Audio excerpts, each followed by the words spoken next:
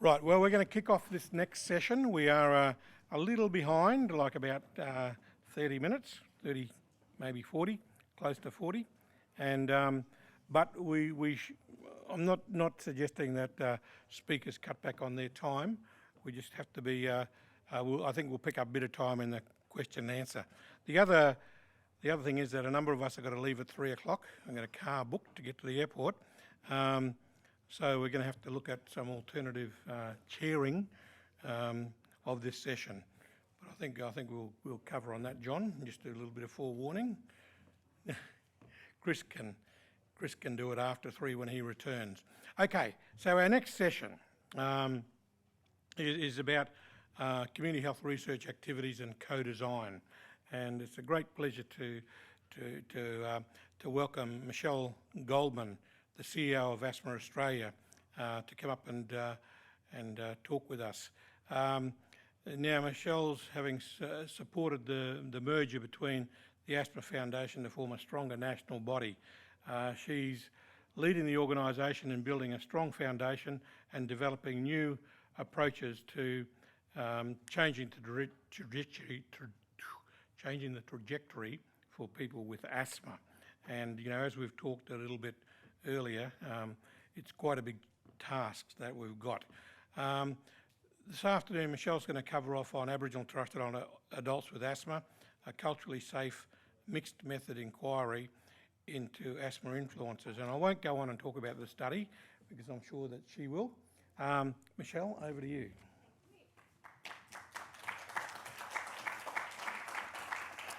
Thanks everyone, and I know we're pressed for time. This study was actually done in 2018, so I might keep it really short and just go through the key highlights. And here's a cue. And my colleague is going to present on a more recent report that we've done shortly. But I'd like to start by acknowledging the traditional owners of the lands on which we're all meeting today, and to pay my respects to owners past and present, and especially to extend that to all Aboriginal people and Torres Strait Islanders with us in person or online. And I have some data to answer some of the questions before, just around the huge gap in health outcomes on asthma between Indigenous and non-Indigenous Australians. So there's lots of work to do there.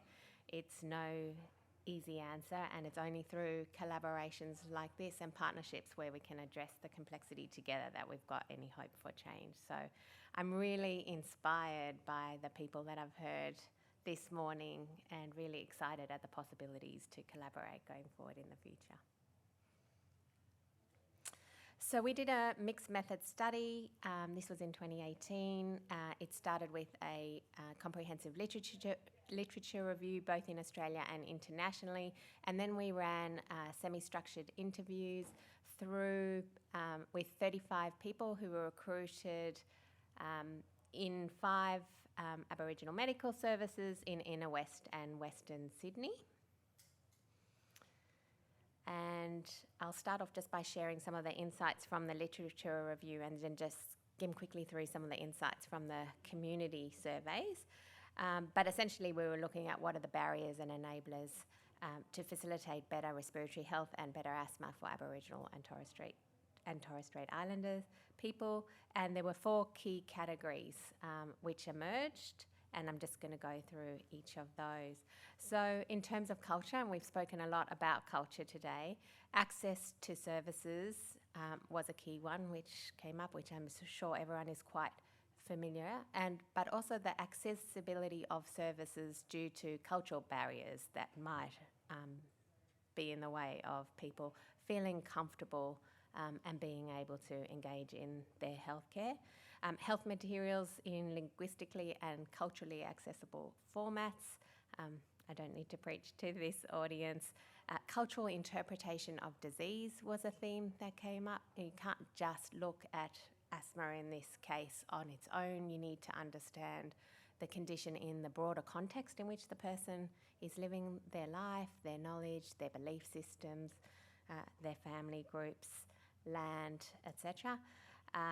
Culturally and linguistically adapted health promotion, so the importance of being able to co-design and deliver culturally appropriate health promotion. And also stigma and blame came up as something which emerges for people with chronic conditions in their experience with the healthcare system. Whether it's something that they brought on themselves because they're previous smokers, and we've discussed the strong link between smoking and asthma, whether they haven't been taking care of their health or their medications. That was something that came up both in the literature review and the community surveys.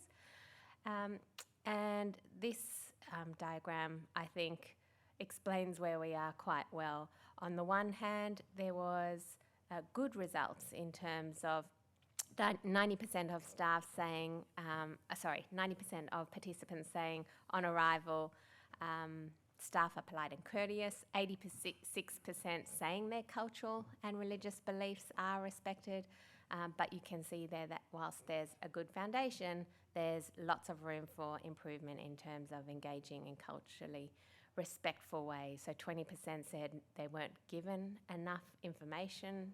That's obviously a lack of engagement to understand where the person is and to personalise information and support according to that. And 23% said health professionals did not discuss their worries or fears with them. And that's a big issue, I think, across all chronic conditions, because if you can't address fears and concerns, it also leads then to less likelihood that people are going to be adherent to their medications and have the knowledge and confidence to be able to treat their condition. Medication was a big theme. Adherence was low. Responsibility being attributed to people, the blame that I mentioned before, but yet dishing out the blame without necessarily providing a culturally appropriate context in which to provide services. Self-regulation, understanding that behaviours don't occur in isolation, that there needs to be consideration, as mentioned before, around the broader context. What's going on for that person? What other challenges are occurring in their life? How big a priority is this? There were multiple barriers to using medications. You can see some of those there. We've talked cost and access already. So important to understand the role that the medications play, especially in asthma. How many people here have asthma? Taking into consideration what Tom Bess said before, that what do we mean by asthma? But so you'll understand that there is just a whole plethora of medications and complex devices out there, and anybody needs support to make sense of those and to understand how to use them correctly. PBS protocols, the registrations that need to, and authorities that need to occur in order to access medications, and multiple comorbidities being another key factor, and asthma not always being a priority in the context of other comorbidities that the person is dealing with. Smoking, obviously a major one. Aboriginal and Torres Strait Islanders have almost twice the prevalence of asthma as non-Indigenous Australians and are more than twice as likely to die from asthma, and smoking is a leading risk factor and a large contributor to this disease burden. You can see this is just one diagram to illustrate it, that even though we've seen the incidence of smoking going down, well, this is actually the proportion of non-smoking adults aged 18 or above who are living with a smoker. So you can see there, I think it's gone down to about 7% for Indigenous Australians versus about 3% not. But this is a major contributing factor, not just to the exacerbation of existing disease, but also to contributing to the increase in disease. And children, elderly, especially vulnerable, and we've also, I think it's been mentioned briefly, but the impacts of pregnant women being exposed to smoke and the impacts on their unborn child. And then a range of other things that have also been picked up by others, so I won't go through them in great detail, but I'll just emphasise the importance of the social determinants, and Ange, my colleague's going to just talk about housing and shine a spotlight on housing and indoor air quality. So from the community interviews, we asked a range of questions. What do people think is making their asthma better or worse? You can see there clean air is something that they consciously articulated. and smoking as something they're conscious is making their asthma worse. Again, I've just highlighted those themes that correlate with smoking, not smoking, or smoking and its impacts, and the role of medication, being adherent to medications, keeping up with medical appointments. How do doctors make your asthma better or worse? And how do workplaces make your asthma better or worse? Again, restrictions on smoking in the workplace, and then also just highlighting smoking ceremonies as something that can trigger asthma symptoms. So in summary, the key themes that emerged were that exposure to secondhand smoke was definitely a major contributing factor to impacting on poor asthma health. Support from family, community and healthcare providers is key and very influential in terms of the disease trajectory. Healthcare provider competence is key, not just in understanding about the disease and the medications, but being able to explain in ways that are effective. And finally, in terms of the similarities between both the literature review and the community surveys, there's an argument for investment in strengths-based approaches to tobacco control and also to culturally appropriate community and stakeholder co-designed programs, responses, etc. And this forum is a wonderful catalyst for some of those things. So yeah, more education programs, programs which focus on reducing smoking. And something really interesting that was identified was the need to address smokers versus non-smokers differently, which may or may not seem obvious, but very different perceptions around smoking and its impact on health. So thank you.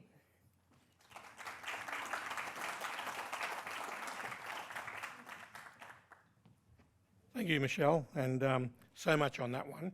Can I just flag that maybe something that you can think about for the panel, and that is the impacts of vaping, on asthmas.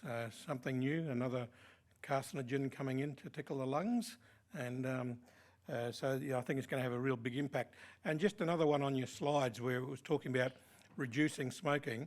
I think we should be really talking about eliminating smoking, and rather than reducing, because there's no safe levels of smoking. It's got to be zero, otherwise it's in there.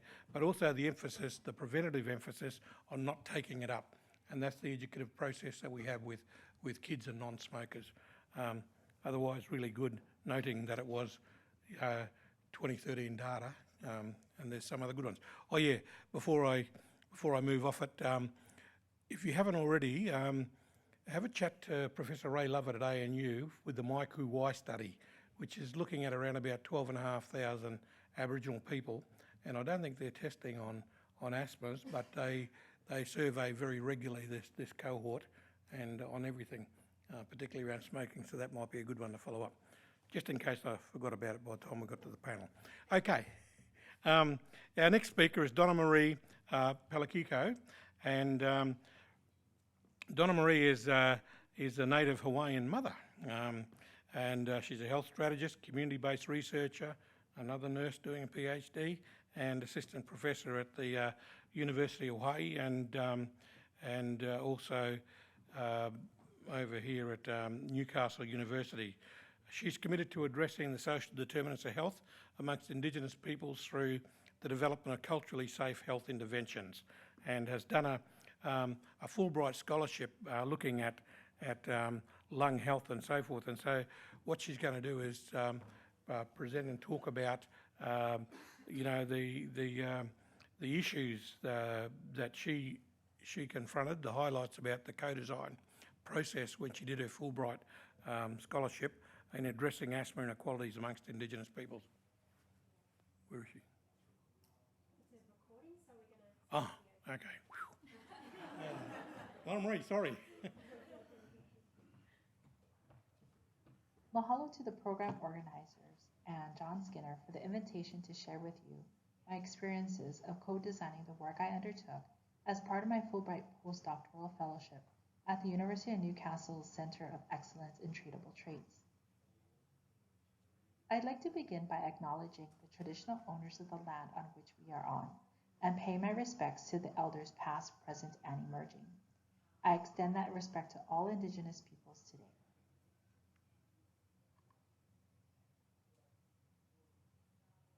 Aloha mai kako, o Donna Marie Palakiko ko uinoa, no Hawaii mai au.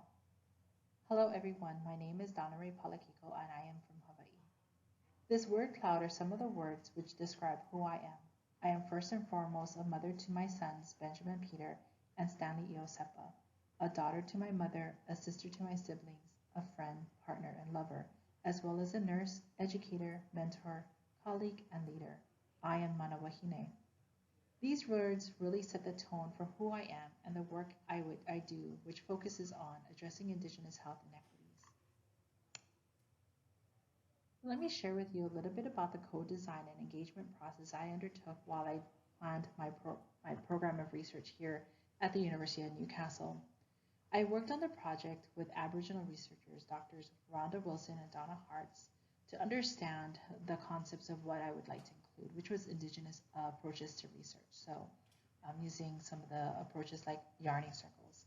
I also then was introduced to Steve Ella, Jody Milson, and Sarah Collis over at Nanyara, the Aboriginal Health Unit at the Central Coast Local Health District Board. And they were able to help me identify potential participants for this project. And they also provided consultation on how to approach recruitment. In addition to that, I was able to meet and get approval from the Aboriginal Reference Group, which comprised of members of an advisory board that works with the Central Coast Local Health District. With this, I was able to obtain organizational consent, which was required for the Aboriginal Health Medical Research Council, which I needed to seek approval from. I also worked with Drs. Vanessa McDonald and Peter Gibson on my protocol, and they provided the scientific side of things when it came to one of the projects that had quantitative approaches. So together they helped me co-design and engage the community that I wanted to work with, which was the Aboriginal and Torres Strait Islander community on the Central Coast. And prior to coming, I actually identified asthma. That's how I was linked up with Drs. Vanessa McDonald and Peter Gibson, who are experts in the area of respirology or pulmonary or lung health, and one of their areas of focus is on asthma. So that's a little bit about the co-design process that I undertook with respect to my project, and I'll talk a little bit more about what those projects are next. So I had a very robust research agenda while I was here for my Fulbright. It initially started off with just study number one, which was really around asthma among Aboriginal and Torres Strait Islander people, really understanding what their cultural beliefs and values are around asthma. And that morphed into also them looking at a population health study called the 45 and Up study, and looking at what their cohort of participants who were Aboriginal and Torres Strait Islanders who participated in it, and to understand some of that ideas around treatable traits and health determinants. And my third study really was on systematic literature review amongst asthma in a more broader sense around Indigenous populations, and how does asthma and environment impact severity. So those were my three areas of research, but really the first one was the heart and soul of the original Fulbright proposal, and really focused on wanting to understand from a cultural side how people manage their asthma. And in working with the group from Nanyara, so that would be Sarah and Jody, as well as Steve, I've come to realize that some of these things are not the priority for the community, especially if they're coming into a hospital and being discharged for other reasons. So with that being said, we're now re-strategizing how we are going to go about further recruitment. But let me show you a little bit of my study recruitment design here. So as I mentioned, we have three types of, for this first study number one, which is the yarning circles, we have various numbers of activities, but really wanting to do yarning circles to understand that area of perspective of asthma with this community and this population. So, and really phase one is getting those with asthma to talk story or share their life experience around their asthma care, and then through photo voice or through pictures, tell us how that really looked like for them, and then to follow up with another yarning circle at the end to talk a little bit more about that experience and what those photos meant to them. Also, we wanted to talk with key stakeholders and people who maybe were caregivers or providers of those with asthma, who also identified as Aboriginal and Torres Strait Islander, and really getting them to participate in at least 3 yarning circles. So at the beginning and at the end, after we took some time to take the input from those initial yarning circles, and then really looking at how to tailor some of the asthma materials that are currently available. And I think we have some good templates out there, especially work that's been done up in the Northern Territory and up in Queensland with their asthma toolkits. The other study that we looked at or wanting to look at is a study number 2, which is the 45 and up sample. And of their 267,000 participants, about 12,000 of them have asthma. But out of the 267,000 participants, there's approximately 1,951 individuals who identify as Aboriginal and Torres Strait Islander in their study. So what we want to know is of the 1,951, how many of those are Aboriginals with asthma? So I'll give you a little bit of an update around these projects next. So with the yarning circles, as I mentioned, we are really looking at re-strategizing how we recruit our participants. So I'm currently seeking approval from the ethics committee around adapting the original recruitment documents to be more community friendly and more disseminated through social media and other outlets that are more where the Aboriginal Torres Strait Islander community frequent. And as for the 45 and up study, I'm just waiting on access to the data set. So we've just recently received our go, and we just need to review the cost factor and if we need to make any adjustments to our protocol. So, when it comes to co-designing a project, it's not just about the beginning and the middle, but it's also inclusive of the end. So how are we going to disseminate that, right? So because none of the data is currently analyzed or collected, we have some time to talk with our community partners and the Aboriginal reference group to really understand how and what are the effective ways to disseminate that information. So really developing that plan now as we start our endeavors on collecting data and analyzing data. And of course, always the first step for me is to present the initial findings back to community. And that might be through a webinar or through a quick infographic sheet, something so that they know what is going to be reported out on, right? And more importantly, that whatever is reported out about them is shared with them first, so if anything needs to be adjusted, it can be. Of course, there's always your standard presentations at meetings and webinars and conferences, as well as manuscript submissions, right? And of course, when we redesign some of the helpful materials, we're going to want to disseminate that widely as well. So really focusing in on how do you disseminate materials at the end, but you should start that conversation now before you begin collecting data. I just want to take this time now to thank you all for the opportunity to just share briefly my experiences here at the University of Newcastle with the Center of Treatable Traits and my work as a Fulbright postdoc fellow. And if you'd like to continue this conversation, I welcome you to do so by scanning this QR code here on this last slide, and it'll take you to a link that you can put your contact information, and we continue our conversation around community co-design / engagement. Mahalo, mahalo, mahalo, and have a great and wonderful time.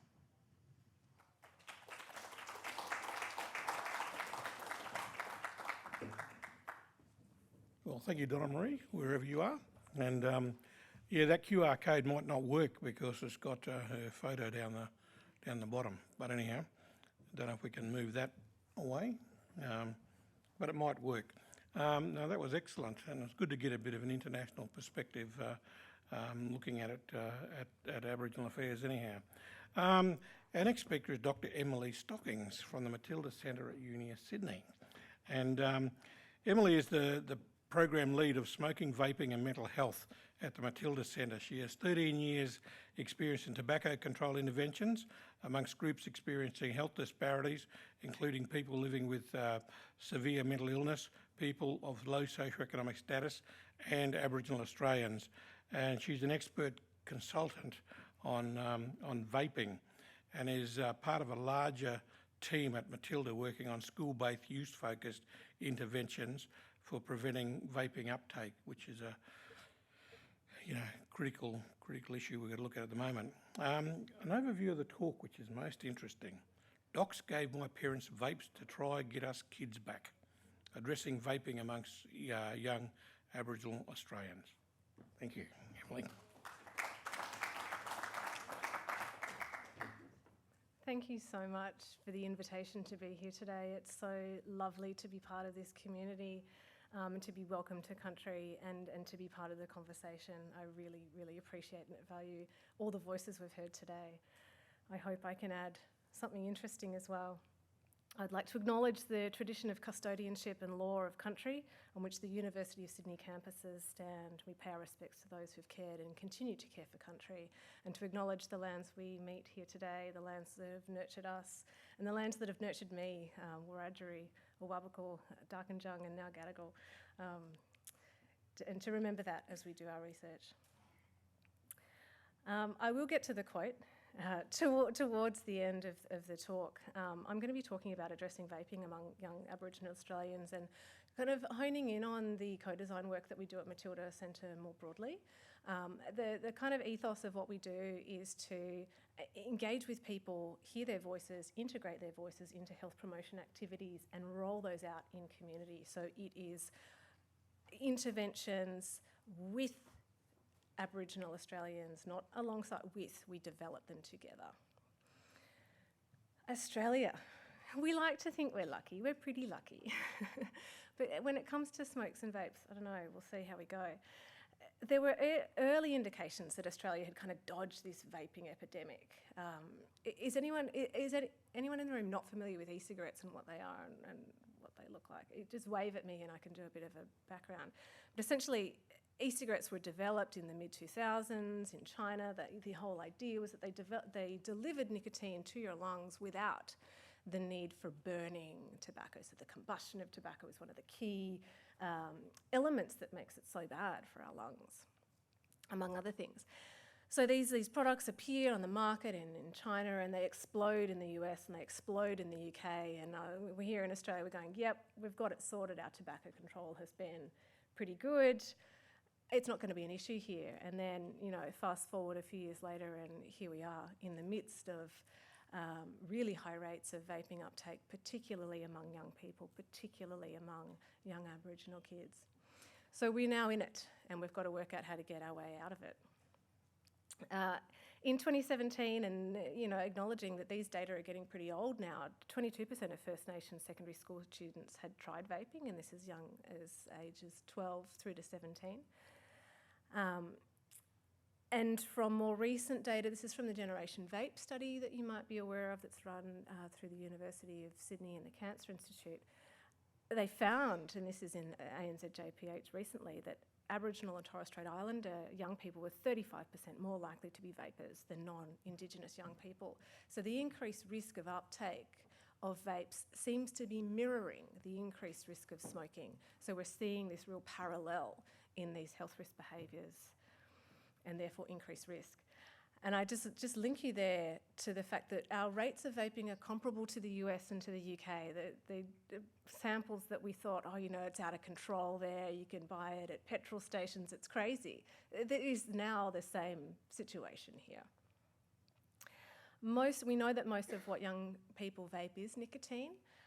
It is not supposed to be nicotine. I can talk a lot about the policies and regulations around nicotine, but yes, most young people, if they are vaping nicotine products. Access is easy, and it's largely via bricks and mortar stores, face-to-face. You can walk down to a 7-Eleven and you can get vapes, so access is not an issue. So what happens with the lungs? I get asked a lot about, my PhD was in smoking, How is it different? Surely e-cigarettes are safer, you're not burning something. Well, e-cigarettes, so we think about how they work. E-cigarettes heat a liquid to around 200 to 300 degrees Celsius. It's a liquid that's inside the little canister, it heats up, it turns into a vapour, you breathe in that vapour. There's growing evidence that inhaling that vapour increases inflammation in the airways and that leads to breathing difficulties. So the key difference between smoking and vaping is that you're not burning something when you're vaping, so you don't get that combustion. It's not like you're breathing in a campfire, but you are still breathing in something that has been heated to a very high degree. It does have microparticles and it can still irritate the lung tissue. So ingredients, the main ingredients in e-cigarette liquid, in the literal liquid in the canisters, is propylene glycol and vegetable glycerin. These are approved for use in cosmetics, in foods in Australia. They are not approved for use for inhalation. So what happens is we're seeing increased cough, mucus secretions, chest tightness and reduced lung function because of the inhalation of these chemical constituents, which are effectively depositing on the lungs. And obviously, all of these mechanisms intensify asthma symptoms and trigger asthma attacks. Drawing on some international data here, people who vape have found to have a 30% increase in respiratory disease. This is among adults. This includes chronic bronchitis, COPD, asthma and emphysema, so consistent across all the different types of respiratory disease. In adolescents, this is data from the US, a twofold increase in chronic bronchitic symptoms in adolescents who vape, and this includes ever vapers. It doesn't seem to be a major difference. I think it was a twofold increase in ever vapers. It was a 2.3-fold increase in current vapers, right? So there's no huge major difference between ever and current. Doing it to any degree appears to trigger this response in the lungs. So chronic cough, phlegm and bronchitis, all of these things related to asthma can trigger those who are at risk, make people at risk if they weren't otherwise. So clearly a strong link between e-cigarette use and asthma, and there's still emerging data that's coming out in Australia looking at this link. So how do we prevent uptake? That's sort of the best thing that we can do is before people even think about using them, we can convince them to not use them, right? That's the safest approach, and that's where we try and start. We've currently partnered, so I work at the Matilda Centre. The Matilda Centre is a research centre, part of the University of Sydney, and we focus on health promotion and prevention activities among young people. We do a lot of partnerships with New South Wales Health. We're working at the moment with the Centre for Aboriginal Health to develop dedicated digital resources for young people, designed by young people, that we can then use through mass media. We can embed them in schools, we can take them to community, we can go to AMSs, we can go to ACCHOs and go, here is the package, use this, it's got young people's voice in it. So that's the goal, that's where we're trying to go. So at the moment, we are in the thick of co-designing and developing 2 digital resources focused on prevention of vaping and smoking. What these will be 60-second digital animated videos designed in partnership with an Indigenous digital agency called Garawa. They're Indigenous owned and led.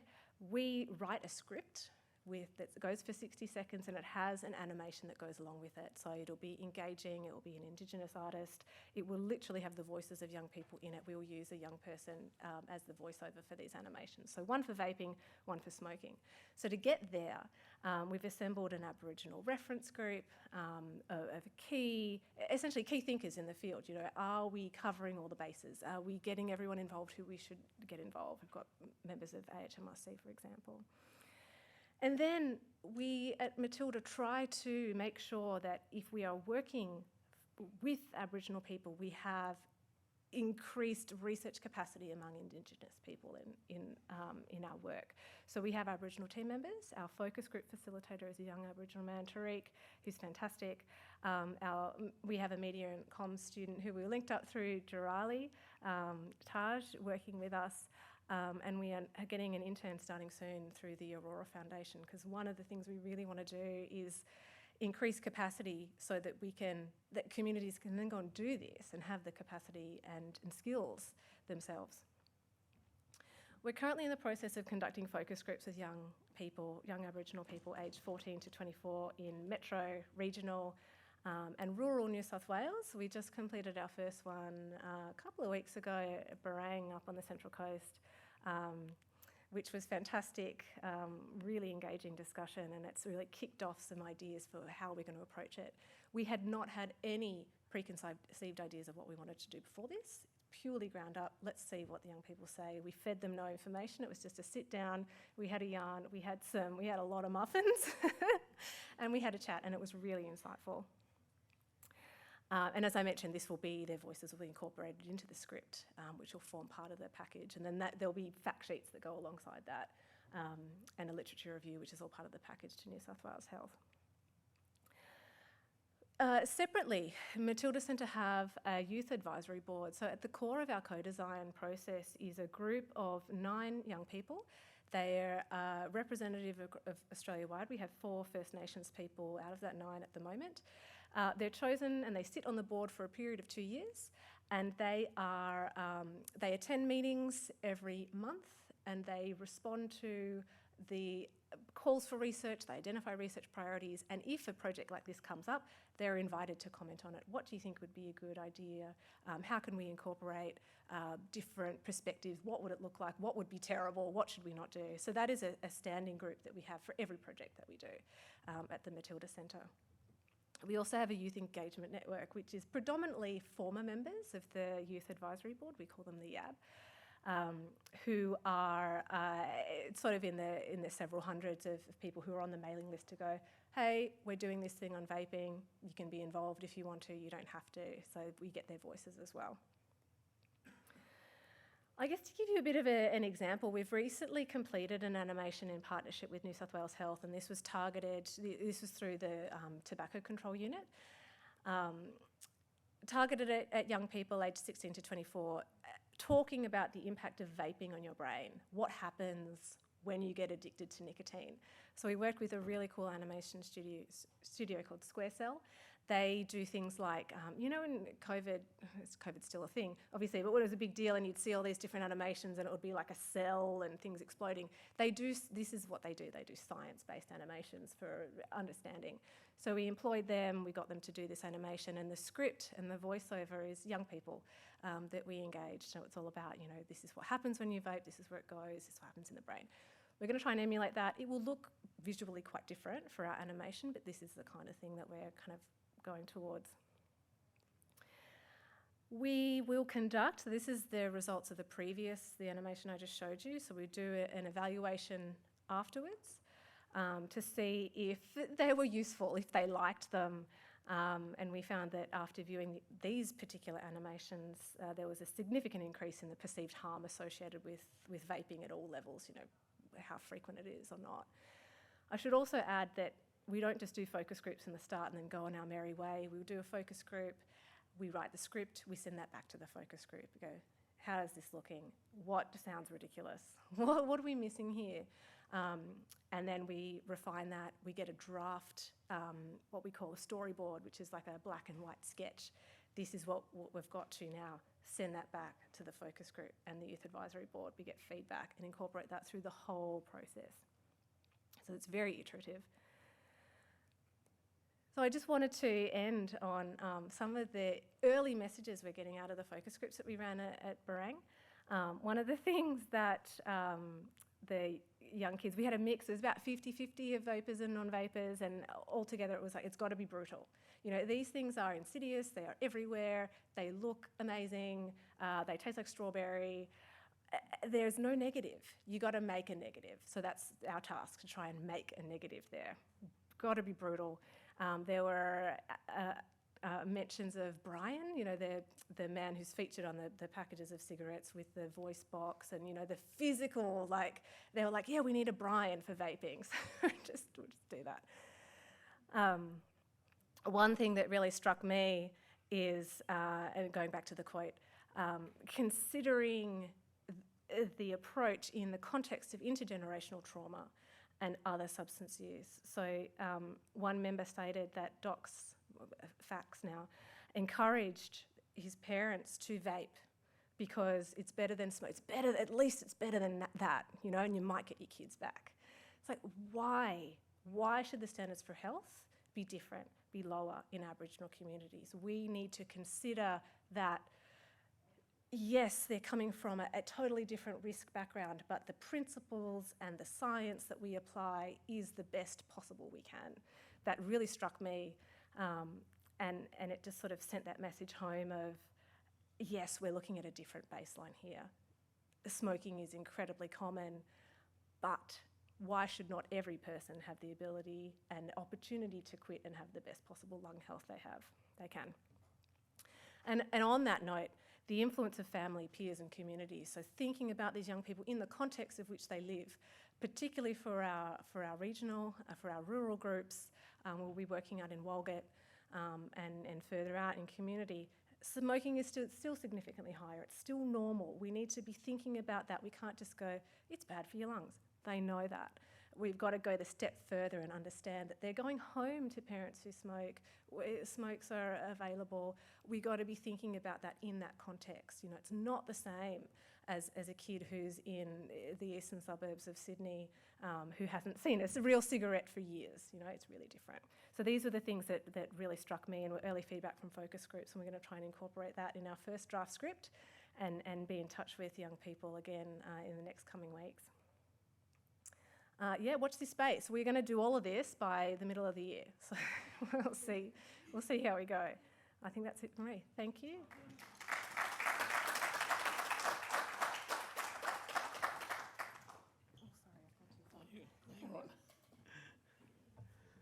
Thank you, Emily, and for me, in working in this sector, it's so refreshing to hear what Emily had to say. And you might want to correct me. If you're a smoker, a packet of cigarettes a day, you'll probably puff around about 100, 120 times. If you're a vapor, it's close to 300 times. So you're taking in far more as a vapor than you are as a cigarette smoker, but neither of them are good for you. Okay, so we've now got Angela Cartwright.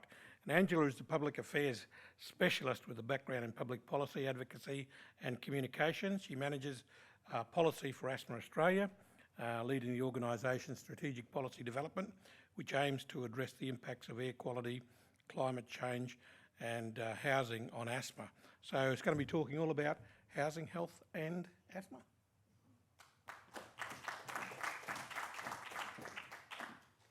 Thank you, and thanks for the opportunity to present the results of Asthma Australia's survey today.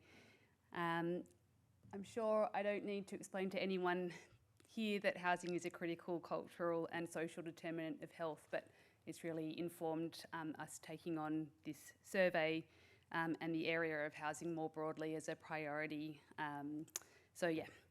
I think in acknowledging that we're all meeting today on unceded Aboriginal and Torres Strait Islander lands and acknowledging the traditional owners of the country that we're on here, I also just wanted to recognise the importance of the voice. We're talking a lot about disparities in Aboriginal and Torres Strait Islander health today, and I guess for me, as someone who isn't Aboriginal, I just try to listen and understand how the voice can be crucial in trying to address those disparities and state my commitment to continuing to listen and inform myself, but also share my support to other people and understand where they might be coming from and really recognise the principle of nothing about us without us couldn't be more critical than in the area of health and social determinants and asthma. With that said, this piece of work really, we wanted to get a data set on some of the triggers that are common in Australian homes for asthma. So triggers are things that can provoke symptoms in someone who has asthma or allergies, and some of the triggers that we looked at can also contribute to the development of asthma. So last year we undertook a survey that focused on 4 triggers, and what we wanted to understand was what triggers people are exposed to, what actions they're taking to address those triggers, and what are the barriers that might be preventing them taking action. And those triggers were mould, gas emissions from heating and cooking, pests, and wood heating emissions. And we want to use the results of this survey to help inform our resources that we provide to the community to help them address these triggers in their homes, to influence policy, to help improve outcomes, and also to stimulate additional research to give us deeper insights into the relationship between housing and asthma. So we undertook a nationally representative survey of 5,041 people in June last year, and I just want to acknowledge a few people. My colleague Rose Bell, who led the development of the survey, she made all of the nice slides. I made all the ones that aren't nice, as well as our colleagues from the University of Melbourne Healthy Housing Centre for Research Excellence, who contributed to some of the analysis of the data, and also our placement student from Griffith University, who helped with the design of the questionnaire. A bit more detail about the survey respondents. So it was nationally representative by state, territory, regionality, age and gender. We didn't place a quota on respondents living in social housing, which meant that we got a really strong sample at 9%, which was a priority for us to have a meaningful number of people living in social housing. And we also saw a slight overrepresentation among Aboriginal and Torres Strait Islander respondents, which was really important for us.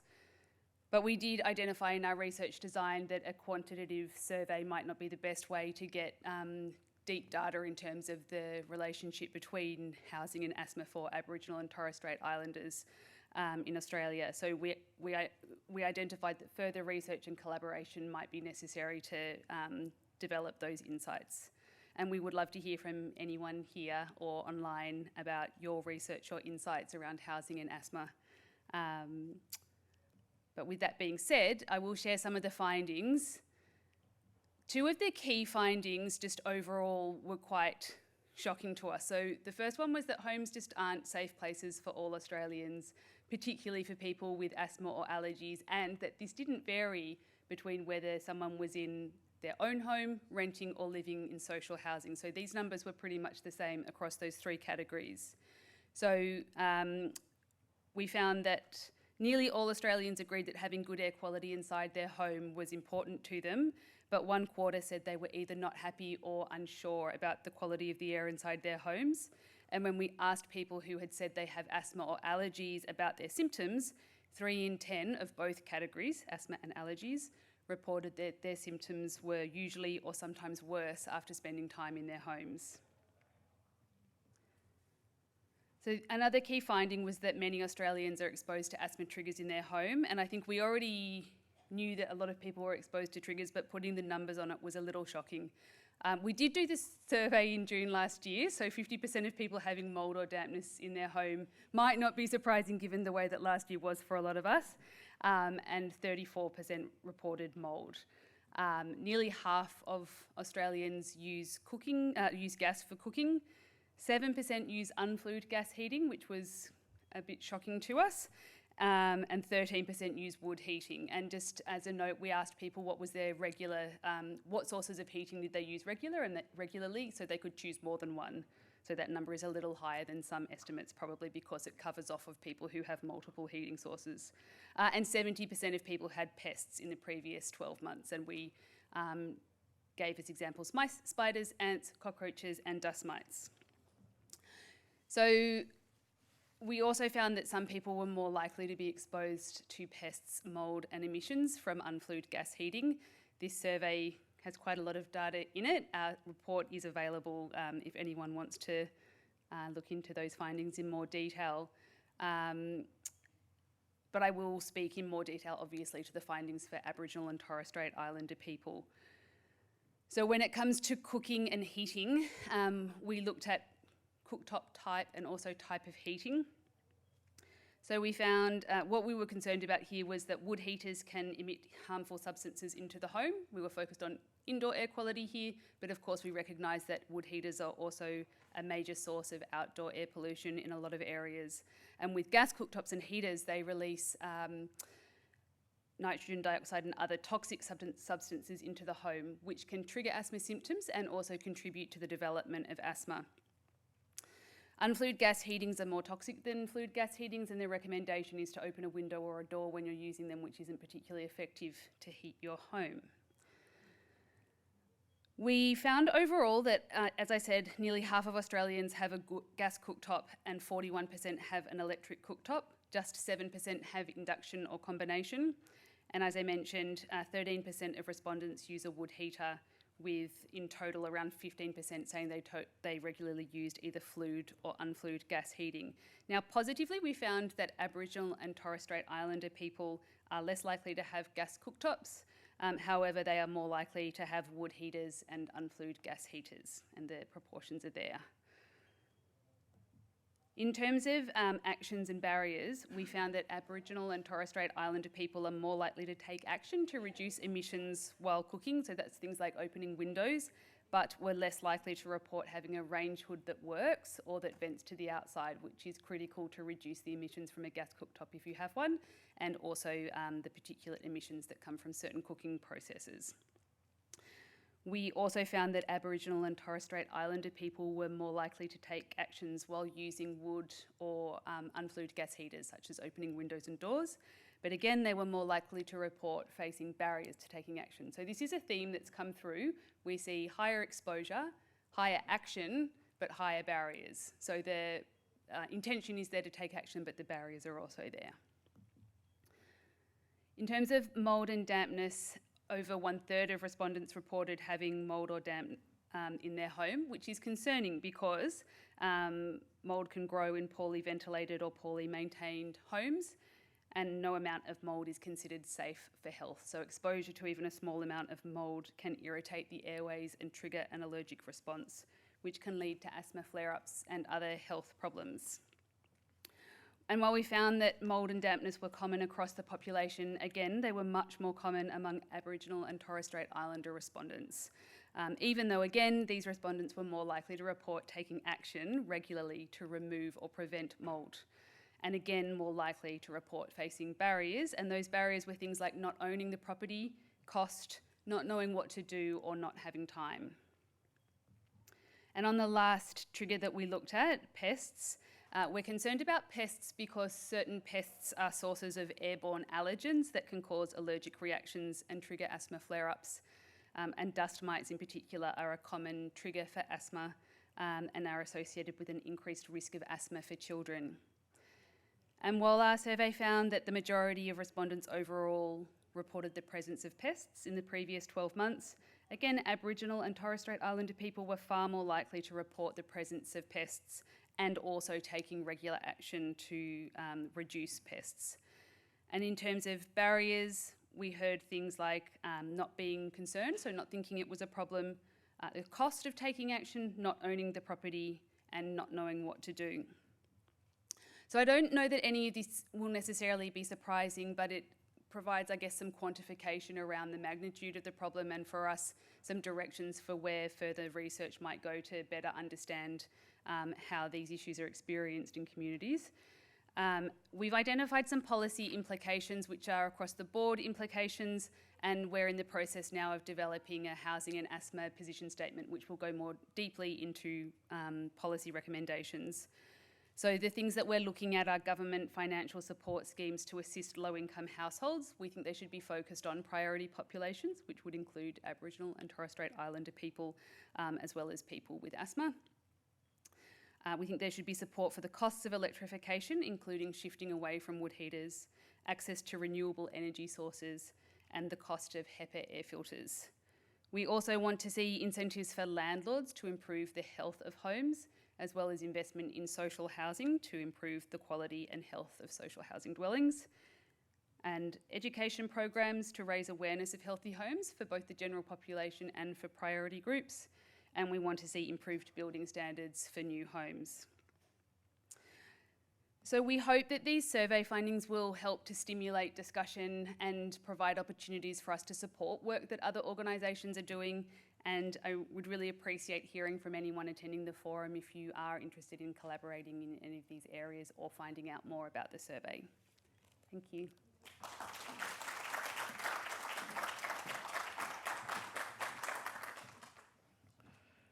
Thank you, Angela. That was excellent. And now, David Mahaj is our next presenter. And David's an Aboriginal PhD candidate and research associate with the Breeze Easy Walk Easy, Lungs for Life, or Be Well project at the University of Sydney, where he works under the supervision of Jenny Ellison, Sandra Eads and Kylie Gwynn, all professors, I should say, or doctors. His doctoral research focuses on the evaluating the implementation of pulmonary rehabilitation within Aboriginal community-controlled health services, with the goal of identifying strategies for improving chronic obstructive pulmonary disease, COPD management, increasing access to care and raising awareness of respiratory disease in our communities. And David's a colleague over there, he's deeply committed to promoting healthy lungs and reducing the burden of respiratory disease in Aboriginal communities, but through a culturally centred and community-led approach. Thanks, David.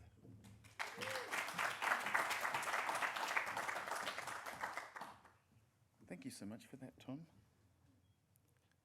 Listen, thank you. It's so lovely to be here with you today, and what's even nicer is that as I look around the room, I see so many dear colleagues and friends that I've known for many years, and many of the CIs who are part of the Breathe Easy, Walk Easy, Lungs for Life project as well.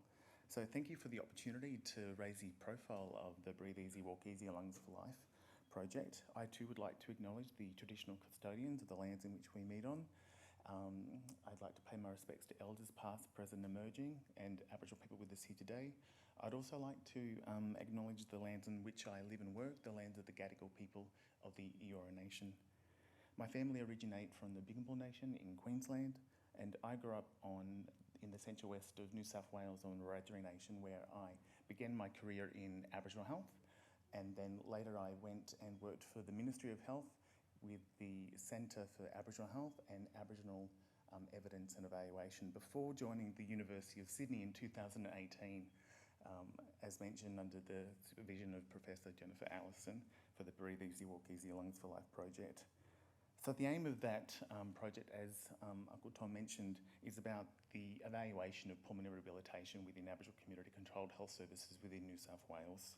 The presentation today has four components. The first is about exploring the prevalence of COPD, the role of pulmonary rehabilitation in the management of that chronic condition, a bit of our journey over the last 5 years implementing the project with 4 New South Wales-based Aboriginal medical services, and finally, just an opportunity to open up any discussion about how we can further integrate pulmonary rehabilitation within Aboriginal medical services, noting that we do have afternoon tea and we will be available, as well as a section I think that Tom's doing after as well. So, like with most presentations, a brief definition of COPD. This is the most recent definition from Gold in 2023.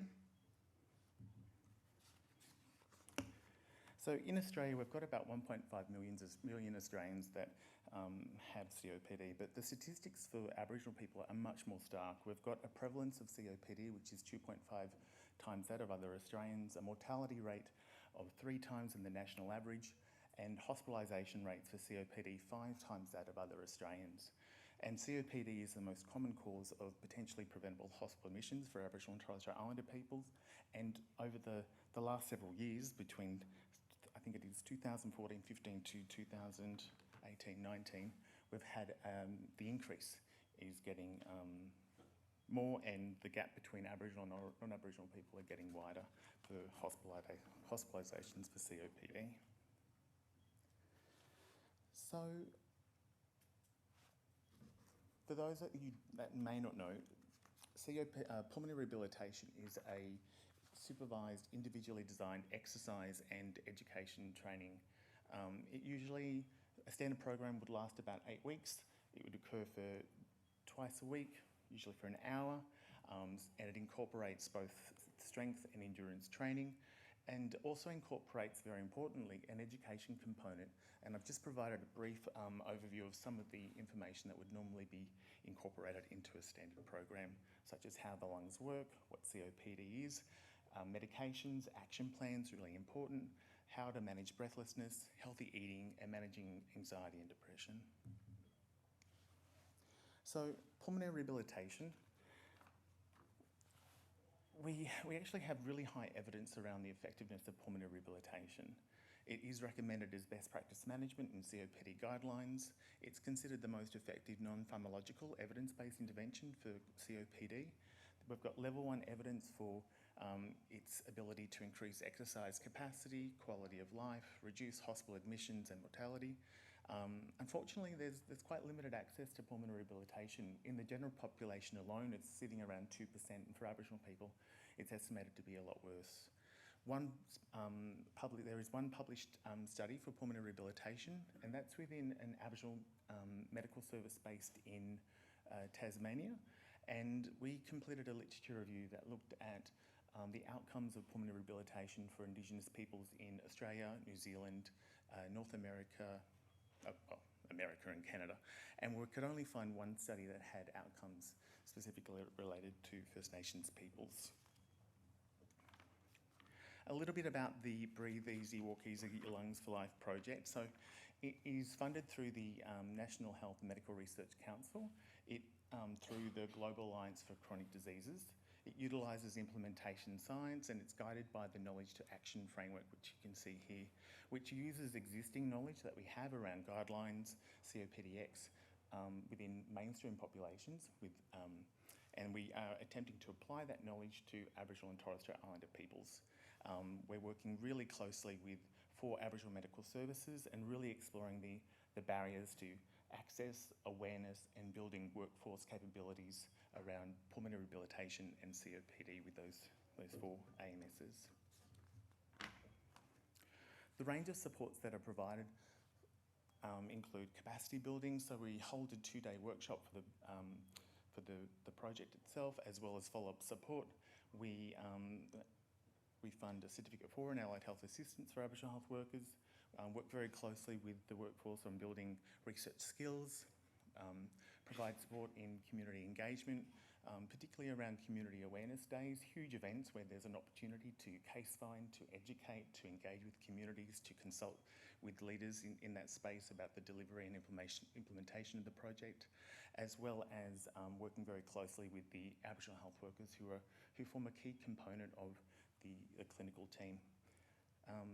And then there's some exercise and clinical equipment that's also provided, as well as some funding to the service. In terms of the participants and the outcome measures, very broadly, we can break that down to 3 sections around the workforce, Aboriginal people who have COPD, and the Aboriginal community health services. And so we've been working with the workforce to build their knowledge, confidence and skills in managing COPD and implementing pulmonary rehabilitation, as well as co-designing education material using yarning methodology, guided by Aboriginal pedagogy, the Aboriginal 8 ways of learning. And so we've been doing interviews and questionnaires with the workforce. The other component is with people who are living with COPD. So with those that have been recruited to the project itself, we look at quality of life measures as well as exercise capacity. We've done a bit of work around the experience of care. So with each of the 4 sites, we've got about 18 people that we've interviewed, really trying to understand their diagnosis journey, how they've come to terms with their condition, how they've sought advice and support from community, and how they've gone about disclosing to their family, considering for many of them, they've got very close family members that have died because of emphysema.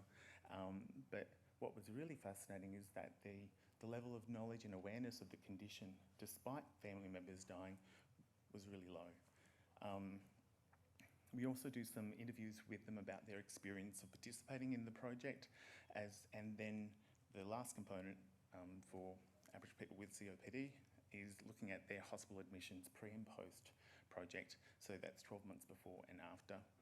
The last is around working with the Aboriginal medical services. So for the 4 services that we're working with, we do what's called a delivery description survey, and that looks at current workforce barriers, enablers, service needs for pulmonary rehabilitation.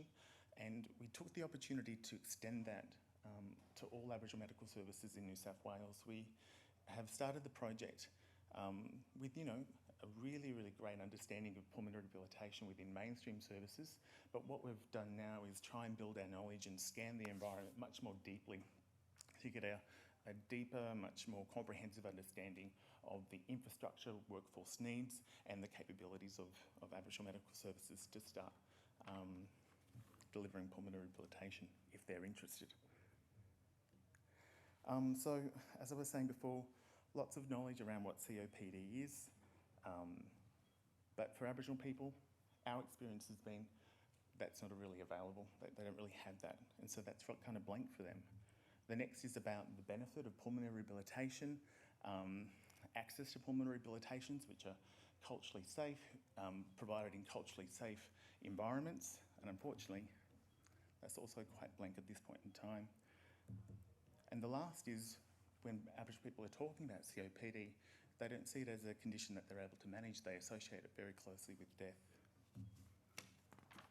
So our lessons that we've learned over the last 5 years have been many. When working with Aboriginal Medical Services, we really have to be quite conscious about the AMS structure, about how decisions are made, who we should go and talk to, what the process in which to connect with those services, to seek advice and support, but also to understand what levers need to be pulled to create change. For myself, I come from a local health district background, and trying to copy and paste what I know from that sector into the Aboriginal community controlled sector, I don't need to tell you, it doesn't work. But lesson learned. There is a significant amount of goodwill and commitment from Aboriginal Medical Services. They are ideal research partners, and they take well, from our experience, they've taken a lot of care for us and have really allowed us to make errors along the way, but have been so very, very kind and thoughtful and have taught us a significant amount. Our challenge is to repay that kindness. And so we have to practice cultural humility and respect. That's how we attempt to pay it back, as well as trying to give back to community with the service that they're able to access that reflects their needs. And so we've really tried to value Aboriginal ways of knowing, being and doing to support the cultural and clinical transformation of pulmonary rehabilitation within an Aboriginal and Torres Strait Islander context. And so we advocate the use of the two-eyed seeing approach, which looks at the interface between Western and Indigenous knowledges. Obviously, I don't know about you, but researcher impatience is synonymous with research failure. We have to be flexible. We have to manage our expectations when working with our research partners, that we have to understand that the river of change is set, the speed is set, and so we have to be patient, surrender to the process, and act with goodwill. Obviously, our aim is to increase access to culturally safe pulmonary rehabilitation, so we're really interested in raising the profile and awareness of COPD and pulmonary rehabilitation. We would love to see a funding structure, MBS item, for Aboriginal Medical Services to provide culturally safe pulmonary rehabilitations, the increased advocacy of physiotherapists to deliver pulmonary rehabilitation with or in Aboriginal community controlled health services with fully trained Aboriginal health workers to support leading the direction of their program, both in the exercise training and the education component. Obviously, we'd like to leverage existing services and programs such as smoking cessation. We see that there is a really unique opportunity for us to work much closer in that space and really, I think, re-examine the way in which we deliver pulmonary rehabilitation with Aboriginal Medical Services and understand what is an ideal versus realistic approach to pulmonary rehab in that space. And obviously, as a research and a respiratory community, to look for what opportunities exist for us to work together and to expand the availability of culturally safe pulmonary rehabilitation services within AMS, and any advice, guidance or support to help drive this forward would be greatly appreciated. Thank you.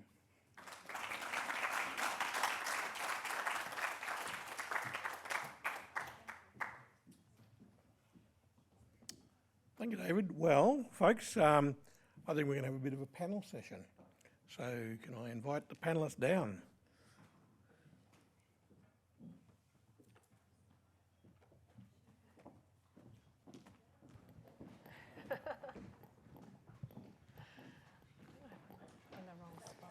Hi I need to grab your card because I think we need to talk. Absolutely. That's the good thing about coming to events like this, that we wouldn't necessarily have traditional connections, but they should exist. Absolutely. Yeah, well, that's great. And yeah, look, welcome those guys online because, you know, when you're not foremost in our sites, we sometimes forget. But, you know, start to think up those questions there on what you'd like to know from our esteemed panellist here. Look, there's tons of questions we could ask here. David, you mentioned in yours that there's actually no PBS number for any of this PR. Yeah, absolutely. So pulmonary, there's no MBS item for... No, I haven't. Oh my gosh. I have to just lean in. Yeah. Oh, sorry. Thank you, Tom. Any chance I get. No, that's quite right. So there's no item for pulmonary rehabilitation at this point in time. And so there is opportunity for spirometry, as well as I think some case management, but that's really quite it at this point in time. And so it's a huge gap if you think about, you know, how we kind of drive pulmonary rehabilitation forward without a designated funding stream. It means that Aboriginal medical services or primary healthcare cannot adequately deliver this type of intervention, which has level 1 evidence effectively. Yeah, Michelle, did you want to comment on this? Is there anything you could do from Asthma Australia to sort of help promote or lobby? Absolutely. There is, well, firstly, there is an overlap with asthma and COPD. I think where there's class 1 evidence, it would make sense. I guess I've got a few questions around it from a translation perspective in terms of, you mentioned the model of having a physiotherapist in the Aboriginal medical service. Where do people access pulmonary rehab now, and how much do they currently have to pay for it? Yeah, so the majority of pulmonary rehabilitation is provided through local health districts, so publicly funded through the state, and there is quite an extensive network of existing cardiac pulmonary rehabilitation programs that exist around New South Wales and Australia. The Lung Foundation has a website of available programs, but those programs haven't traditionally offered culturally safe programs. They are normally provided within the acute sector, within primary community health services, and although there are some good intentions around increasing access and availability of pulmonary rehabilitation for Aboriginal and Torres Strait Islander people, there are some big gaps for them to really consider and to designate time and energy and also workforce. If you think about the role of an Aboriginal health worker being critical to the cultural safety of service delivery, most of those services only have 1 or 2 Aboriginal health workers for an entire hospital. So that's a challenge. Yeah, and it's being able to get those specialists into ARCHOs as well, and you know, on the allied health side of it, and getting them up more than just health workers per se. Okay, now where do we want to go? I love the vaping stuff. There must be a question on vaping. Let's pull one up behind you.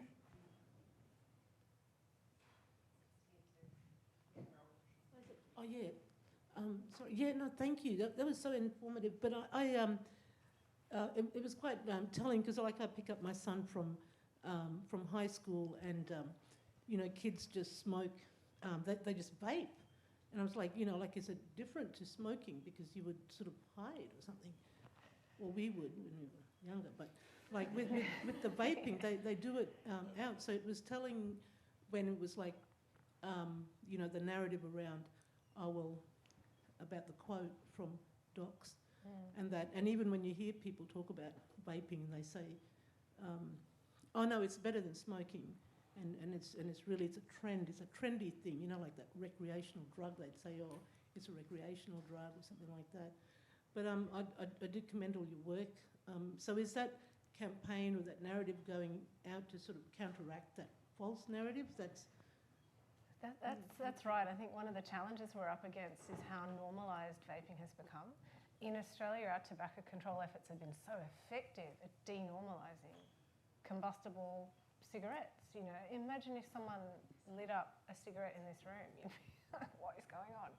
So the fact that e-cigarettes have somehow circumvented all of these policy levers we have, you know, in terms of smoke-free zones. In New South Wales, at least, vapes are meant to be illegal where it is illegal to smoke. But because of how normalised they've become, also the fact that you can vape with very little vapour, you can vape with almost no scent as well, you can get away with it a lot easier. So it's almost become quite ignored. So we need to be thinking about the approaches that we use in the context of how normal it's become, you know, for certain groups. So what we're trying to do is develop a range of different interventions that try to counter that by developing digital interventions that can be used anywhere. And implementation of those resources is key, you know, making sure that something that dentists have, that, you know, you see everywhere you go. We're also working in schools to have a longer, more dedicated prevention program as well that delves into broader issues such as addiction, management of stress, which came up a lot. I didn't mention that. A lot of it came back to, I've had a busy day, I'm stuck in traffic, or, you know, I've got an exam coming up, I'm stressed, what do I reach for? I reach for my vape. So thinking about it in terms of broader adolescent development and positive coping strategies. In the face of you being able to walk down and get your milk and a vape and you've got change from $10, it's crazy. Yeah, it's, anyway, yeah, multiple different angles, I guess, is what we're trying to do, yeah. Yeah, no, it's a big issue, and just by way of an anecdote, over the last couple of years, I've got 40 teams tackling Indigenous smoking, teams across the nation, and up until a workshop we had at the beginning of this month with 200 of the workers come in, prior to that it was only in the cities that there was an issue with vaping. At the last meeting, the only place that reported very limited vaping was Alice Springs, but it's right across the nation, getting out into the remotest communities. Alice Springs, and the chief reason was that people couldn't get refills and for their vapes, and that therefore has sort of weaned themselves off. But I think what we will see in the coming, this year hopefully, a greater emphasis by the federal government on looking at regulating the sector. As Emily mentioned in her slides, most vaping e-cigarettes have got nicotine in them, and we know that in Australia you should not be able to sell any e-cigarettes with nicotine. The only way you can access nicotine e-cigarettes is via a prescription from a doctor, and they're few and far between. But because roughly 90% of all the devices that have been tested by TGA so far indicate that there's traces of nicotine, some are very heavily loaded with nicotine, that is the opportunity for the government to come in and regulate. It's going to be, merry hell kicked up when they do, but I think that's the sort of line that we're going down, because most of the big vaping companies are actually big tobacco that own them, and they're utilising e-cigarettes, and we know that never smokers who take up vaping got a higher propensity to go on and take up smoking. So it's a vector into smoking, and that's why big tobacco is right behind it. But we don't allow advertising for cigarettes, and I think we'll see, some of the things that have been suggested already, things like plain packaging on vaping devices, down to non-sale, or making sure that if they are going to sell any, they're totally nicotine free. But that's the regulated market, and of course you get them via the internet. You can pick them up from anywhere. And the crazy thing is that we don't know what's in them. And you know, we mentioned a couple of components of the vapes, but they've got almost as many carcinogens in them as tobacco products have. So it's a big issue. It's one that we all have to consider. And as you can see, when you see somebody who's vaping, far more, you know, vapour comes out of that than out of a cigarette. And so all of those minute particles are impacting on as second and third hand, you know, vape contamination. So I guess that's where it comes right down into the area what we're looking at here on asthmas and any of the lung conditions that might apply. Yeah, one of the points that came up in the focus groups was that you can vape and just wave it away and it's gone, right? Like it just goes away. But sharing that understanding of the particles and the particulate matter and how far it can go, I think is key. You mentioned advertising, you know, can you imagine seeing a sporting match and emblazoned on the front of the NRL jersey is Benson and Hedges or British American Tobacco? But they are still advertising. If anyone watches Formula One Drive to Survive and is a fan of the McLaren team, one of the major sponsors of McLaren is Vuse. It is a novel oral product. They're vapes, and they're getting unfettered advertising through the millions of people who view these shows on Netflix. It's just crazy. So I think understanding the regulatory frameworks and where we need to be stamping down is really important. Yeah.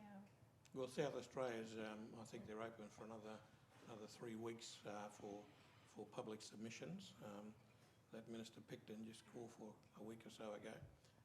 So, yeah, there's opportunities, but it's like, you know, you don't see cigarettes advertised, but there's vaping emporium, you know, you know, 2-metre letters outside of shops and so forth. So, yeah, and access by kids, and it's causing quite an issue at the schooling level now. And you know, we haven't seen half I think not half, but any amount of the conditions, the respiratory conditions that are going to develop from young lungs taking in all this, you know, foreign matter. Yeah, I think it was particularly concerning, the statistic that you don't have to be a vapor for a long time for it to do harm. And was it overseas talking about popcorn lung and that sort of stuff? Yeah.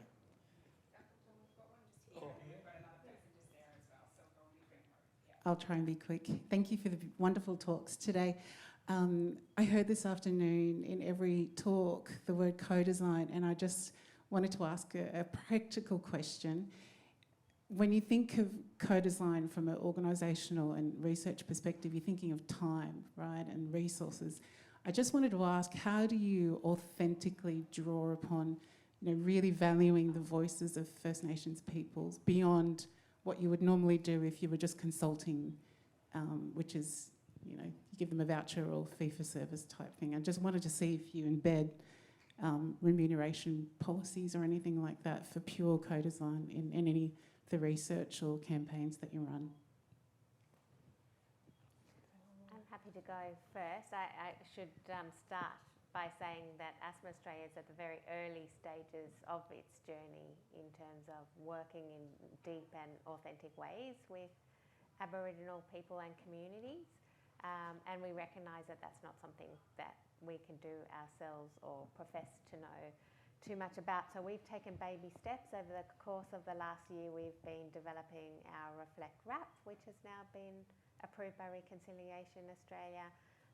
We're thrilled to be working in partnership with Uncle Bo and the team at the Girali Institute. And so we see our roles as a catalyst, a facilitator, a resourcer of change, but, you know, not that we could ever achieve anything on our own, that we need to work together with and through others. So this is going to be, I guess, a great opportunity to look at what a model looks like over a period of time. This project is a 5-year project that we're embarking on to use a tried and tested, the Bo Rambaldini method of co-design in order to walk alongside Aboriginal people, understand what are the key contributing factors in place, in context, to come up with solutions that are going to be able to be embedded and sustainable. So I can't say too much more than that, other than now that we've got our RAP, we're planning to actually appoint an Aboriginal lead for the work that we'll embark on going forward as part of our own Indigenous strategy. And we're just learning and working with and through others. So interested to talk to you more about the work that you've been doing. Do you want to go? No, I've been talking a lot. No. Co-design is essential to the work that we do, and the way that I suppose that we think about the framework to start off with, we consider us, the researchers at the Matilda Centre, to be one party. New South Wales Health are another, they are a contractor. Our third are the Aboriginal people we work with. That is our research structure. So the way we go about it is we define within each of those major groups what our expertise is. My expertise is in research methods, is nicotine addiction, is smoking cessation. My expertise is not being in community. My expertise is not being a young Aboriginal person. So we set our limits on our expertise, and we say we, the research team, are responsible for this. Our New South Wales Health partners, we often have to push them away. Sometimes they get too involved. For example, they like to come to our Aboriginal reference group meetings. That's not their business. We set their expectations, they set their expectations. They are our contractors. They set things like the colour palette has to be mandated for New South Wales Health, fine. And then with our co-design experts, we set their reference, their framework and their expertise. So we have a reference group which we assembled at the outset, so that's experts across Australia. For their input, they are paid for the meetings. We do that via honorariums. So every meeting we assemble, we have a key way that we approach the work. We assign someone from the reference group who leads that. It's not led by the researchers, it's not our business. We're there to do the research side of things. For our focus groups, it's led by our Aboriginal young person, and all discussion comes from the ground up. We reimburse the participants individually and also the service for providing the space. So we try to basically stay in our place and not overarch. I'm not setting the message, the health message, that doesn't come from me. I can do the background literature review and the meta-analysis and blah, blah, blah, blah, blah. I listen to the voice, I put that into the message, and then we bring it all together. So that's the rough framework that we're trying to utilise at the moment. And it's baby steps, you know. We've not been doing co-design for that long, but I think looking to really good examples and listening to people who've done it, we're constantly learning. No pressure. Maggie, thank you so much for that question. It's really important because I think it goes to the essence about the rhetoric of co-design and how quickly it can be used, not here on the panel, of course, but how quickly it can be said, but how much time, energy and will it takes to do it properly. And time again, we've had to be guided by our cultural brokers that we have within our project, so Uncle Bo Rambaldini, as well as the Aboriginal health workers and the Aboriginal medical services. And it has taken us significant learning lessons to realise that co-design really is about working in partnership, not working and walking in partnership. And that many, many times we've seen ourselves walk too far ahead and we've had to take stock. And, whenever we are meant to be working with people, and if we ever notice that we are all of a sudden by ourselves 2 or 3 steps ahead, we've made missteps and we have to go back. And I think that's the really biggest challenge about doing co-design and doing it well and wholeheartedly, because there is, we can all have a reference group, but sometimes a reference group doesn't truly function as it was intended to be, and it can be so easy for us, particularly in research or in practice, to do what is easy for us, but that comes at a cost for community. Yeah, and there's a lot of theory around co-design, but I think what the theory is not about is about culturally culturally referenced co-design process. One of the things about co-design is that it's about power sharing.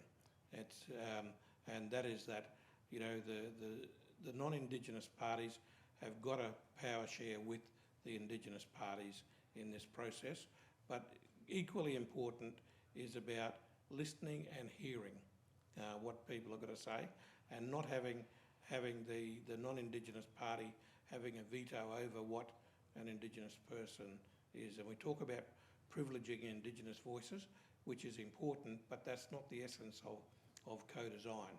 It's about creating the opportunity, listening and hearing, and it will develop over time, and that's probably our biggest challenge when working with mainstream bureaucracies is for them to be able to do a bit of power sharing. Angela, you're feeling lonely there, so I've got a question for you. Okay.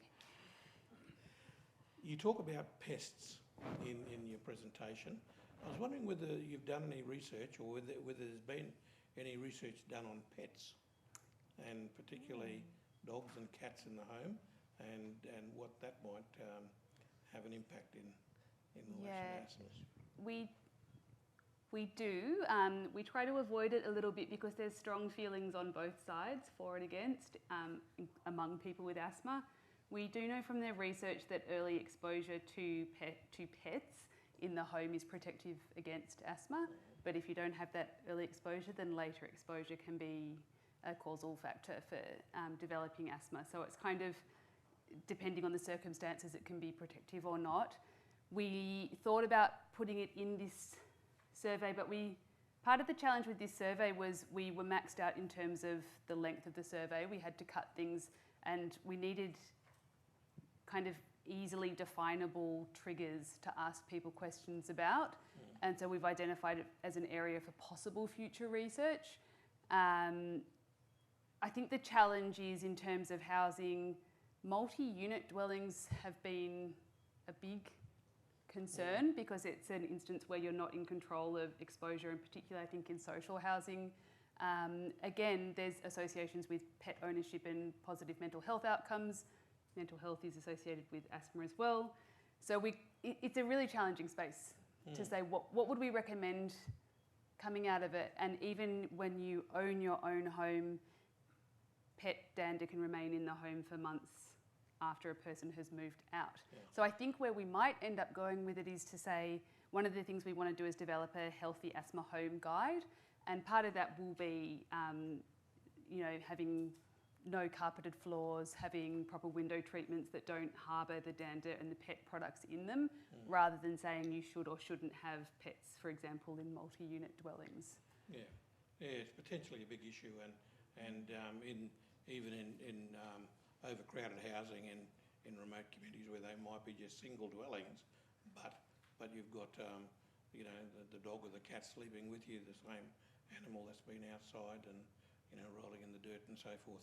But it is an issue, and it's something that not only researchers, but I think Aboriginal and Torres Strait Islander people have got to face up to, because it's a bit of a taboo question when you say that. And we've had the similar experience in North America with tobacco. Tobacco is a sacred product over there, but that's the tobacco leaf, the original one. It shouldn't apply when you're talking about commercial tobacco. It's a totally different thing. But it's still a topic that people don't want to confront. But for our long-term health and safety and well-being, they're issues that we have to, bite the bullet on. Thanks. I just had a quick question back to vaping, just that it can often be perceived as healthier than smoking, and you referenced the 30% increase in respiratory diseases. How would that compare to the smoking increase? And if it's less, is that only because of, as you were discussing earlier, the fact that maybe that's shorter term increases rather than the 10, 15, 20-year effects of vaping? Yeah, it's a really interesting question, and it's something that we still don't fully know the answer to. The way that I like to frame it is that e-cigarettes are less harmful. They are likely to be less harmful than tobacco, like traditional combustible cigarettes. If you think about the best possible thing to breathe in being fresh air, anything is worse. E-cigarettes are worse than fresh air. Cigarettes are probably worse than e-cigarettes. We know that purely because of two main things. We have had the longitudinal data to look at the impact of smoking. We don't have that yet for e-cigarettes. And secondly, purely because of that combustion in cigarettes, it's making the release of carcinogens is a lot higher. However, having said that, it's difficult to say, like say you got a 30% increase of respiratory conditions if you vape. For smokers, it's 200%, 300%. It's hard to compare. What we should be thinking about is the acute and chronic impacts are there. A lot of the chemicals that are carcinogenic in both combustible cigarettes are also there in e-cigarettes. So things like benzenes, it's one of the leading causes of lung cancer from environmental causes. In developed countries, it is there in e-cigarettes as well. So it's more a fact of we don't know yet the additive risk. There are some things that are not present in e-cigarette smoke that is in combustible cigarettes. Some things in e-cigarette vapor, I should say, are in higher concentrations than in cigarettes. So I think we still need to tease all of that out. I guess if you are a healthy person who doesn't otherwise smoke, vaping is going to be bad for you. If you're a heavy smoker, if you're someone who's smoking sort of like 80 cigarettes a day, vaping is potentially going to be a harm reduction approach. So it's kind of, the intricacies there. But basically, there are harms regardless. Yeah. I don't know if that helped. And it is early days. We talk about, like smoking's been around, combustible cigarettes tobacco have been around for a long time. You might recall that doctors and so forth and nurses all promoted it, as being okay, help pacify you if you're a mental health patient and so forth. And a similar sort of message is coming out about vaping, and Emily's quite right, it is probably less harmful, but as I said before, you're talking about inhaling 120 times a day versus 300 times. I think it was just last week the AMA, was it, that brought out a report now looking at, they've been collecting the evidence a lot more about the conditions that are associated with vaping, and so that's well worth, but it is early days when we're looking at the trajectory, but all the indicators are there that it's going to be harmful, and particularly those who take it up early. And just in relation to your question, what we've seen with tobacco is that it's in fact declined down to around about 14%. They've got a target by 2030 of getting it down to 10%, whereas vaping is going up, whereas tobacco is going down. I've got a question. Oh, sorry. Mine's sort of a question as well, which was just, my understanding is there's some literature, at least from overseas, around dual use, which is where a person smokes and uses e-cigarettes at the same time, and the concern there is that that can prolong the time before a person quits. And the issue, my understanding is that it's potentially more problematic to smoke for more years, fewer cigarettes, than lots of cigarettes for fewer years. So if you're delaying quitting because you're addicted to nicotine because you're vaping, kind of for 10, 20, 30 years, that could be catastrophic in terms of our smoking quit rates and outcomes. Definitely. We see upon immediate cessation of smoking that you have immediate regeneration of the lung tissue, and you get, as the years progress after you have quit, increasingly healthier. So yes, if vaping is making you continue to smoke and prolonging that quitting, you are missing out. Not only are you increasing the risk because you're continuing to smoke, but you're missing out on the potential gained years of life by improving lung health. Yeah. Online questions. David, all right. I've got one. I know that I should be talking about pulmonary rehabilitation. I know, Jenny, I should, absolutely. COPD, pulmonary rehabilitation. But I'm so fascinated with vaping. And it's I've got a question about healthy public policy. Yeah. And so in Australia, you're quite right, we've got a really good track record around tobacco control, particularly with changes to legislation with how we advertise, and also the engagement of public health units and local government areas, looking at sales to minors and other initiatives. I'm wondering whether or not there's, I think we're probably behind the 8 ball in terms of vaping, but I'm wondering whether or not there's any opportunities for learnings looking at our history of tobacco control and transferring that to vaping. Yeah, it's such a good question. I think about this a lot. You know, we did so well with tobacco control with all of our population level policies. So one of the really effective ones is taxation, so increasing taxes over time. A product has to be regulated before you can do that, so currently exempt from that policy lever. Advertising, plain packaging, mass media campaigns, we can do. But the plain packaging also needs to be a regulated product. We currently can't do that. Graphic warnings on packages is another really effective thing. We can't do that until we have regulation. Smoke-free workplace act, really effective. Should apply to vaping. Doesn't seem to. Whether because of the way vapes work, the behaviours, also shouldn't be able to vape in pubs where you eat, etc. So we're increasingly seeing a lot of these things that we can't use for e-cigarettes, which is concerning. One of the major things that we can do is, the major loophole is that you are able to sell non-nicotine vapes to people aged over 18 in most states and territories except for WA. If we remove that and say that these devices, whether they contain nicotine or not, are illicit products, we will be able to regulate and enforce a lot easier. I have been approaching it as, like, obviously drawing on effective tobacco control initiatives, but how have we worked well with alcohol and underage alcohol use in young people? There's a lot of parallels, incredibly easy to access, desirable flavours, targeted marketing towards young people, even down to the use of colours. And we're seeing a reduction. Alcohol is still obviously a huge issue and alcohol-related harm, but we're seeing a reduction in use and a greater awareness. How can we identify policies there that have been effective and apply those to e-cigarettes? Yeah, the money, exactly. And on the whole, we need to be, as well as demand reduction, so making people not want to vape, thinking about the big policy changes we need to make. And I think the TGA will be making an announcement relatively soon around what they're planning on doing.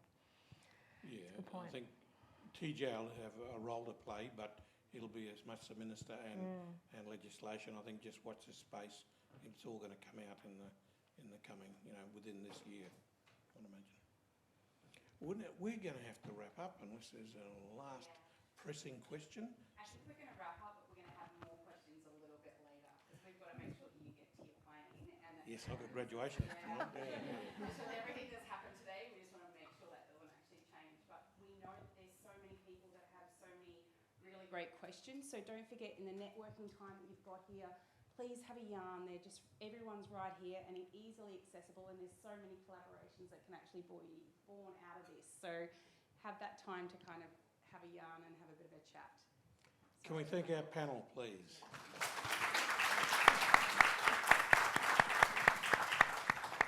Thanks to those online. I won't be here, but the next session will go on. So don't go offline. Catch you later. Thanks, folks.